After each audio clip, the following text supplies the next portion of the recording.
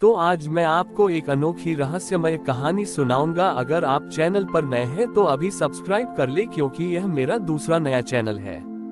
तथा कहानी पूरा देखे, अंत में एक अनोखा रहस्य छुपा है। धन्यवाद। तो सुनिए।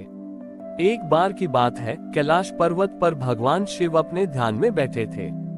तभी उनके पास सृष्टि के सबसे छोटे और सबसे बड़े जीव आए। एक तरफ एक अदृश्य जीवाणु था जो केवल अपनी इच्छा शक्ति से जीवित था, और दूसरी तरफ एक विशालकाय तारा था जो अरबों खरबों मील दूर से भी अपनी रोशनी से ब्रह्मांड को रोशन कर रहा था। दोनों ने महादेव से एक ही प्रश्न पूछा, हे प्रभु, हम दोनों में से आपका प्रिय कौन है? मैं जो इतना छोटा हूँ कि दिखाई भी नहीं देता, या मैं जो इतना विशाल हूँ कि पूरी आकाशगंगा को रोशन करता हूँ? महादेव मुस्कुराए और अपनी आंखें खोली। उन्होंने दोनों से कहा, तुम दोनों ही मेरे प्रिय हो, क्योंकि तुम दोनों ही इस सृष्टि का हिस्सा हो। लेकिन तुम दोनों के पास एक ऐसा गुण है जो तुम्हें विशेष बनाता है। उन्होंने पहले जीवाणु से कहा, तुम इतने छोटे हो कि कोई तुम्हें देख नहीं सकता, लेकिन तुम्हारी इच्छा शक्ति अनंत है। तुम्हारी यह इच्छा ही तुम्हें हर तरह के वातावरण में जीवित रखती है। तुम बिना किसी बाहरी सहारे के खुद को बनाते हो, बिगाड़ते हो और फिर से पैदा करते हो। तुम्हारी इस अधिक इच्छा शक्ति के कारण तुम मेरे प्रिय हो। फिर उन्होंने विशाल तारे की ओर देखकर कहा, और तुम इतने बड़े हो कि तुम्हारे प्रकाश से पूरा ब्रह्मांड प्रकाशित होता है। तुम बिना किसी स्वार्थ के अपना प्रकाश और ऊर्जा देते हो, जिससे अनगिनत ग्रह और जीवन जीवित रहते हैं। तुम्हारी इस निस्वार्थ सेवा के कारण तुम मेरे प्रिय हो। महादेव ने उन्हें समझाया, इस सृष्टि में कोई बड़ा या छोटा नहीं है। हर जीव का अपना महत्व है। एक छोटे से छोटे जीवाणु में भी वही इच्छा शक्ति है जो एक विशाल तारे में है। तुम दोनों ने मुझे दिखाया कि कोई भी प्राणी अपने आकार से नहीं, बल्कि अपने गुणों से महान बनता है। दोनों जीव ये सुनकर बहुत प्रसन्न हुए। उन्होंने महादेव को प्रणाम किया और अपने अपने मार्ग पर लौट गए। इस कहानी से यह शिक्षा मिलती है कि भगवान शिव के लिए हर जीव समान है। वह किसी को उसके बाहरी रूप या आकार से नहीं, बल्कि उसके आंतरिक गुणों और कर्मों से पहचानते हैं। धर्मदत्त और उसके गुरु को महादेव के दर्शन हुए। महादेव ने उन्हें ज्ञान का असली महत्व समझाया और फिर से अपने ध्यान में लीन हो गए। धर्मदत्त ने इस घटना के बाद अपने गुरु के साथ मिलकर गांव-गांव जाकर इस ज्ञान को फैलाना शुरू किया। एक दिन वे एक बहुत बड़े और पुराने बरगद के पेड़ के पास पहुंचे। इस पेड़ की जड़ें इतनी विशाल थीं कि उन्होंने कई मीलों तक फैलकर एक छोटा जंगल बना लिया था। इस बरगद के नीचे एक योगी तपस्या कर रहा था। उस योगी का नाम स्थिरानंद था। वह कई वर्षों से एक ही जगह पर बिना हिले डुले तपस्या कर रहा था। जब धर्मदत्त और उसके गुरु ने स्थिरानंद को देखा, तो धर्मदत्त ने कहा, गुरुदेव, ये योगी तो बिल्कुल इस बरगद के पेड़ की तरह हैं। ये अपनी जगह पर अटल हैं और अपनी तपस्या में इतने लीन हैं कि इन्हें दुनिया की कोई परवाह नहीं। गुरु ने मुस्कुराते हुए कहा, बेटा, इनकी तपस्या जरूर महान है, लेकिन इनकी तपस्या अधूरी है। ये केवल एक ही पक्ष पर आधारित है। ये सुनते ही स्थिरानंद ने अपनी आंखें खोली। वे क्रोधित हो गए और बोले, हे अज्ञानी, तुम मेरी तपस्या को अधूरा क्यों कहते हो? मैंने अपने शरीर और मन पर पूर्ण नियंत्रण पा लिया है। मैं वर्षों से एक ही जगह पर बैठा हूँ। यह कोई साधारण तपस्या नहीं है। गुरु ने शांत भाव से कहा, हे योगी राज, आपकी तपस्या महान है, इसमें कोई संदेह नहीं। लेकिन ये केवल आत्म संयम का पक्ष है। ये वैसा ही है जैसे आप अपने घर के एक ही कमरे में बैठकर ध्यान लगा रहे हो, जबकि पूरा घर खाली पड़ा हो।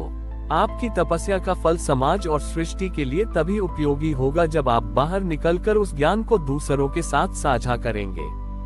स्थिरानंद ने पूछा, आप क्या कहना चाहते हैं? गुरु ने जवाब दिया, बरगद का ये पेड़ महान है क्योंकि यह न केवल अपनी जड़ों को गहराई तक फैलाता है, बल्कि अपनी शाखाओं से दूसरों को छाया भी देता है। एक नदी केवल अपने तटों के बीच बहकर नहीं रहती, बल्कि खेतों को सींचती है।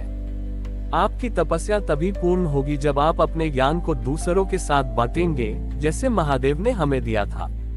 सिर्फ खुद को नियंत्रित करना पर्याप्त नहीं है, उस नियंत्रण का उपयोग दूसरों के कल्याण के लिए भी करना चाहिए।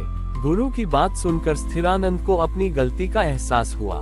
उसे यह समझ आया कि ज्ञान और तपस्या का उद्देश्य केवल स्वयं का उद्धार नहीं, बल्कि समाज का कल्याण भी है। उन्होंने अपनी तपस्या पूरी की और अपनी जगह से उठे। उन्होंने धर्मदत्त और उसके गुरु के साथ मिलकर ज्ञान और सेवा का मार्ग अपनाया।